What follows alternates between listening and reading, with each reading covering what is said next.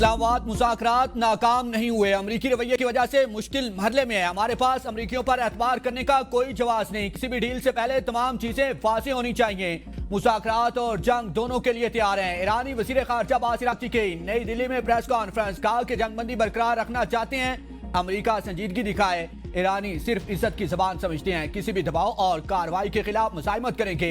अमरीका 40 रोज़ा जंग के बाद अपने मकासद हासिल करने में नाकाम रहा। किसी भी मसले का हल अस्करी तरीके से मुमकिन नहीं। हमने बहुत सी खूनरेज़ जंगों में खुद का दिफा किया। भारत को फैसला करना है कि उसने हमारे साथ कैसा ताल्लुक रखना है। ईरान कभी एटमी हथियार बनाना नहीं चाहता। ईरानी जौहरी प्रोग्राम पुरअमन है। 2015 के मुआहदे का मकसद पुरअमन एटमी प्रोग्राम था। अमरीका ने मुआहदा खत्म करने की कोई वजह नहीं बताई। अपना हुर्मत सिर्फ दुश्मन ममालिक के लिए बंद है। सूरत हाल का जिम्मेदार ईरान नहीं। जारियत खत्म होगी तो सूरत हाल मामूल पर आएगी।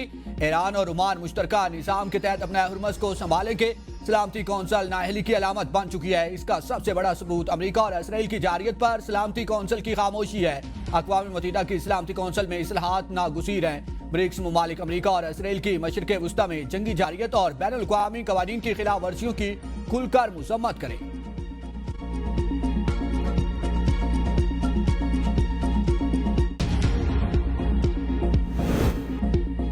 ईरान 20 साल के लिए जौहरी प्रोग्राम मुअत्तल करे, हम डील के लिए तैयार हैं। अमरीकी सदर ट्रंप की मीडिया से गुफ्तगू, कहा कि हमने ईरान में जंगबंदी मुख्तलिफ ममालिक की दरख्वास्त पर की। चंद दिनों में ईरानी तेल खरीदने वाली चीनी कंपनीज पर आयद पाबंदियां उठाने का फैसला करूंगा। नाकाबंदी के जरिए हमने ईरान की तिजारत रोक दी है। अपना हुर्मस के जरिए ईरान यौमिया $500 मिलियन का कारोबार कर रहा था। मुझे नहीं लगता कि ताइवान के मामले पर कोई जंग होगी। ताइवान मामले पर चीन मजबूत मौक़िफ़ पर खड़ा है। ताइवान के हवाले से चीन से कोई वादा नहीं किया। ताइवान से मुतालिक हमारी पॉलिसी में कोई तब्दीली नहीं आई। अब तक ताइवान के लिए हथियारों की मंजूरी नहीं दी। मुमकिन है कि हम मंजूरी दें, यह भी मुमकिन है मंजूरी ना दें। चीनी सदर और मैंने बहुत से मामलात पर इत्तफाक किया। किसान चीन के साथ तिजारती मुआहिदों से बहुत खुश होंगे। चीन अमरीका से अरबों डॉलर की सोयाबीन खरीदेगा। टैरिफ मामले पर चीनी सदर के साथ गुफ्तगू नहीं हुई। अमरीकी सदर ट्रंप की एक बार फिर पाकिस्तानी वज़ीर आज़म और फील्ड मार्शल की तारीफ।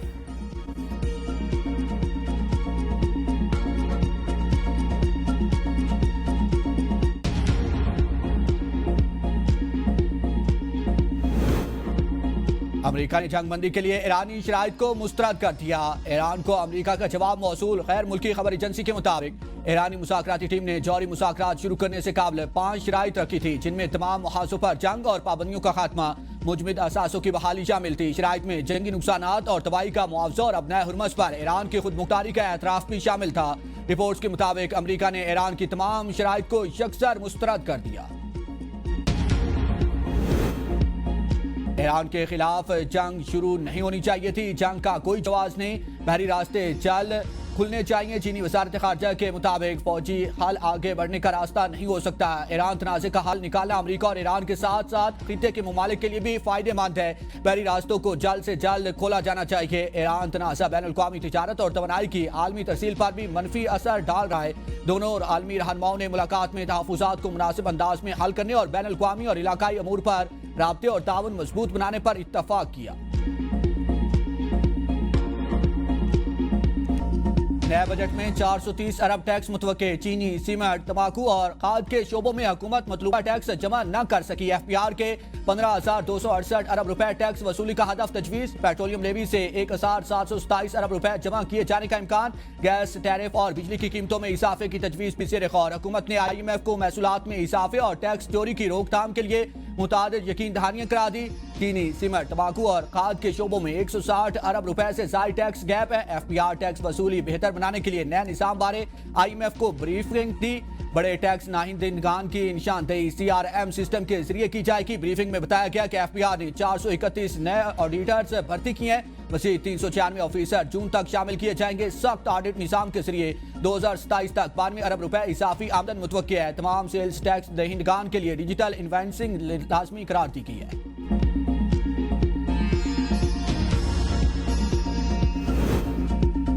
IMF ने पाकिस्तान पर 11 नई शराइत आयद कर दी हैं। स्पेशल इकनॉमिक जोन्स और स्पेशल टेक्नोलॉजी जोन्स के लिए टैक्स मराहत मरहलावार खत्म करने पर इतफाक। स्पेशल टेक्नोलॉजी जोन्स की तमाम माली मराहत 2035 तक खत्म करने का मंसूबा। आइंदा माली साल के बजट में गैस और बिजली की कीमतों में रद्दोबदल शामिल। गैस टैरिफ में जुलाई 2026 और फरवरी 2027 में तब्दीली होगी। बिजली निर्ख जनवरी 2027 में एडजस्टमेंट किए जाएंगे। नैब को मजीद खुद मुख्तार और शफाफ बनाने की शर्त भी शामिल। रिपोर्ट के मुताबिक मजमूई तौर पर IMF प्रोग्राम की शराइत 55 हो गई। IMF ने जायजा रिपोर्ट में आइंदा माली साल के मुआशी अहदाफ और तखमीना जात जारी कर दिए। रिपोर्ट के मुताबिक आइंदा माली साल टैक्स का हदफ 15,264 अरब रुपए हो सकता है। डायरेक्ट टैक्सेस से 7,413 अरब रुपए, फेडरल एक्साइज ड्यूटी की मात में 1,043 अरब रुपए जमा होने का इम्कान है। आइंदा माली साल सेल्स टैक्स की मात में 4,727 अरब रुपए जमा हो सकते हैं। कस्टम ड्यूटी की मात में 1,651 अरब रुपए जमा होने का तखमीन है। नवा माली साल पेट्रोलियम लेवी का हदफ 1,468 अरब था, लेकिन 1,546 अरब रुपए जमा होने का इम्कान है। आइंदा माली साल पेट्रोलियम डेवलपमेंट लेवी की मात में 1,727 अरब रुपए जमा होने का तखमीन है। नवा माली साल गैस सरचार्ज जमा करने का हदफ 90 अरब रुपए था, लेकिन 134 अरब रुपए जमा होने का इम्कान है। आइंदा माली साल गैस सरचार्ज की मात में 151 अरब रुपए जमा होने का इम्कान है। IMF का पाकिस्तान की मुआशी बहाली का एतराफ। तोसी फंड सहूलत के तहत तीसरी जायजा रिपोर्ट में कहा है कि मुआशी बहाली ने मईशत की बैरूनी झटकों के मुकाबले में मुसाइमत को मजबूत किया। पाकिस्तान ने बेशतर माली अहदाफ पूरे किए, कुछ टैक्स अहदाफ और इस्लाहात मुकम्मल नहीं हो सकी। मईशत के हालात की सिमत वाज़ेह नहीं। ईरान जंग महंगाई पर दबाव डालेगी। जंग मुआशी नमू और अदायगियों को मुतासिर करेगी।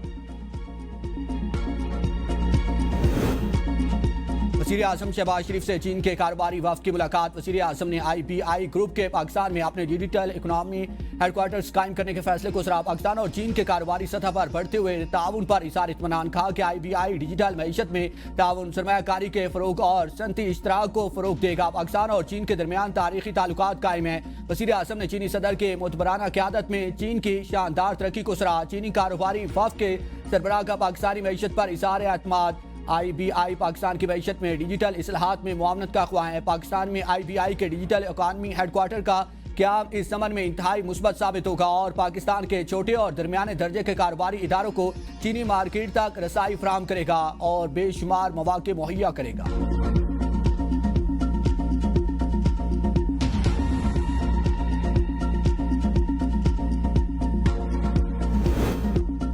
मईशत को सहारा देने के लिए पिछले तबकात को कौमी धारे में लाना नागुज़ीर।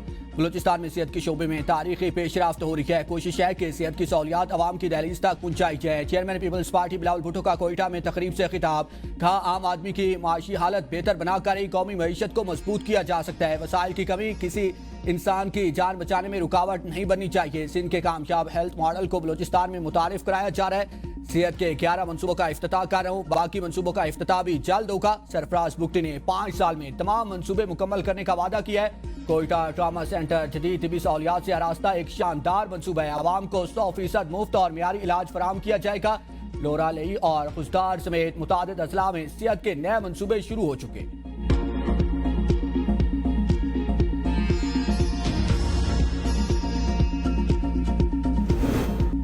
रैकोटेक मंसूबे पर काम करने वाली अमेरिकी कंपनीज के फुल प्रूफ सिक्योरिटी को यकीनी बनाया गया है। पाकिस्तान और अमेरिका के दरमियान बराह रास्त परवाजों का जल्द आगाज चाहते हैं। वज़ीर दाखिला मोहसिन नकवी की अमेरिकी नायब वज़ीर ख़ारजा जनूबी वस्ती एशियाई अमूर पाल कोपर से गुफ्तगू। कहा कि मशरिक़ वस्ता के तनाज़े के देरपा और पुरअमन हल के लिए पुरुमीद हैं। अमेरिकी नायब वज़ीर ख़ारजा ने खित्ते में अमन और इस्तेहकाम के लिए पाकिस्तान के किरदार की तारीफ की। मुलाकात में सिक्योरिटी, इंसदाद दहशतगर्दी और इंसदाद मंशियात के शोबों में इश्तराक कार बढ़ाने पर तबादला किया।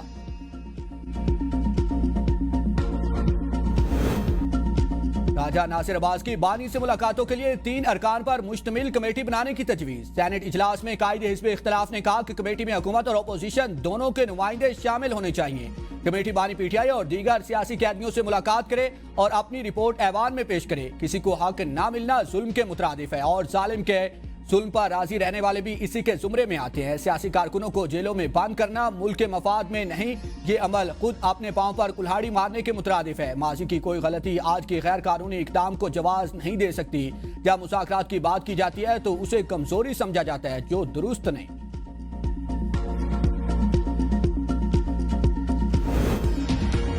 अपोजिशन लीडर कौमी असम्बली की हुकूमत को बानी से मुलाकात के लिए सोमवार तक मोहलत। महमूद खान अचकजई ने कहा कि हुकूमत बताए बानी से मुलाकात कब करवाएंगे, इन्हें मर्सी के अस्पताल कब मुंतकिल किया जाएगा। हुकूमत का यही रवैया रहा तो पीर को असम्बली ना चली तो जिम्मेदार भी हुकूमत होगी। वज़ीर मुमलिकत तारिक फजल चौधरी ने कहा कि बानी की मुलाकात सियासी मसला नहीं, हुकूमत यकीन दहानी कराए। कहा गया कि रात को क्यों अस्पताल ले जाया गया तो मेडिकल इमरजेंसी वक्त पूछकर तो नहीं आती। पानी की सेहत से मुतालिक कोई भी मसला हो हुकूमत देख रही है। हम गुज़श्ता रोज अपोजिशन लीडर की वज़ीर आज़म से मुलाकात कराना चाहते थे। बलूचिस्तान के मसाइल पर सरफराज बुख्ती से बात करूंगा, जरूरत पड़ी तो खुद जाऊंगा।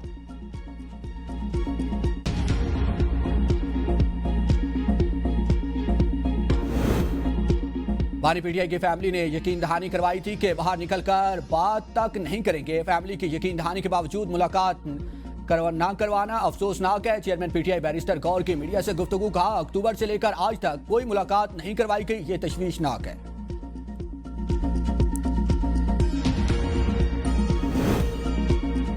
बानी पीटीआई और बुशरा बीबी को बेहतरीन इलाज मुहैया किया जा रहा है। मुशीर वज़ीर आज़म राना सनाउल्लाह का सेनेट में इज़हार ख्याल। कहा, बानी पीटीआई से मुलाकात और सेहत पर बात हुई, कानून में इजाजत नहीं कि इन मुलाकातों को सियासी मकासद के लिए इस्तेमाल करें। कामयाब हो जाए तो वो इनकलाब कहलाता है, नाकाम हो जाए तो गद्दारी कहलाता है। एक जमात बार बार विफाक पर हमला करे, उससे रवैये को बार बार दोहराने से बेहतरी नहीं आती। मुल्क मुखालिफ बयानियां बनाया गया, उसका एक एक सबूत दूंगा।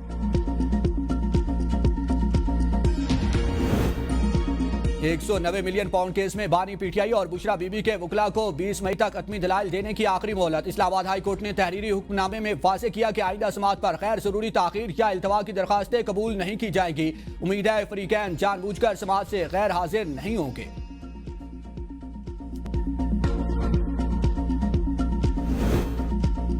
ड्रग क्वीन पिंकी के मोबाइल का फॉरेंसिक कराया। 869 नंबर बरामद हुए, 132 नंबर्स कराची के हैं। इन नंबर्स में से 240 की लोकेशन मिल गई है। एडिशनल आईजी आजाद खान की न्यूज कॉन्फ्रेंस। कहा, यह नेटवर्क सिर्फ कराची सिंध तक महदूद नहीं है, अफ्रीका के लोग भी शामिल है। लाहौर में 6 से 8 गैर मुल्की अफराद नेटवर्क चला रहे थे। 20 खवातीन भी नेटवर्क का हिस्सा है। 9 राइडर्स की शिनाख्त, 8 का ताल्लुक पंजाब से है। मुलजमा के घर पर छापा मारा, वहां से भी मंशियात मिली। पिंकी के बैंक अकाउंट्स का रिकॉर्ड भी हासिल कर लिया। मुलजमा की जानिब से 5 करोड़ की ट्रांसैक्शन की गई। सबसे बड़ी ट्रांसैक्शन इना के नाम से हुई। पिंकी की गिरफ्तारी के हवाले से गैर जिम्मेदारी पर 3 लोगों को मुअत्तल किया गया। नई तहकीकाती कमेटी बनाई। 12 मई को विफाकी असास इदारे ने इंटेलिजेंस बुनियाद पर ऑपरेशन किया। पिंकी को गिरफ्तार करके 1.5 किलो कोकेन और केमिकल बरामद किया। तफ्तीश में पता चला सिर्फ सिंध में 20 मुकदमात है। 6 मुकदमात में अनमोल उर्फ पिंकी बरी हो चुकी हैं। सिंध में होने वाले मुकदमात में 17 पुरानी हैं। कोकेन क्वीन अनमोल उर्फ पिंकी के खिलाफ एक और मुकदमा दर्ज। मजमूई तादाद 18 हो गई। SIO बगदादी का अनमोल उर्फ पिंकी के हमरा अबुल हसन असफानी रोड पर छापा। फ्लैट से कोकेन और दीगर मंशियात बरामद होने वाली मंशियात पिंकी की जानिब से घर में छुपाई गई थी, जो मुख्तलिफ इलाकों में डिलीवर होना थी। मीडिया से गुफ्तगू में वकील ने कहा कि मुलजमा को गैर कानूनी तरीके से गिरफ्तार करके झूठे मुकदमात बनाए गए हैं। मैंने अनमोल के 2 मुकदमात में वकालतनामा जमा करवाया है।